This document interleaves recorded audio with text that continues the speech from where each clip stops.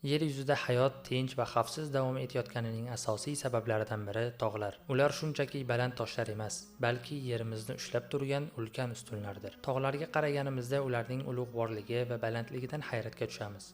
Ammo ular faqat go'zallik uchun yaratilmagan. Tog'lar yerning tinch va barqaror turishini ta'minlab turuvchi eng muhim narsadir. Ular yerni go'yo chodirni qoziq bilan mahkamlab qoqqandek siljib ketishdan saqlab turadi. Qur'oni Karimda 1400 yil oldin odamlar bu haqda hali bilmagan bir davrda Naba surasining 6-7 oyatlarida shunday deyilgan: Alam naj'alil arda mihada wal jibala awtada.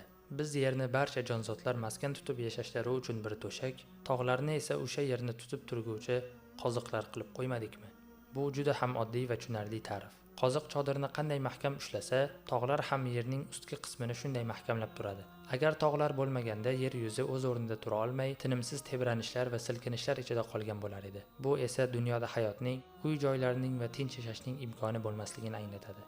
Tog'lar bu Allohning yerga qo'ygan buyuk muvozanati. Ularning ildizlari yerning ichki qatlamlariga chuqur kirib borgani sari yerimiz yanada mustahkamlanadi. Dunyo bo'ylab bu ulkan tog'lar o'z o'rnida turib, bizga yaratuvchining naqadar buyuk ekanini eslatib turibdi. Biz esa shu tog'larga qarab, ularning ortidagi ulkan hikmatni va Allohning bizga bo'lgan mehribonligini ko'ra olamizmi?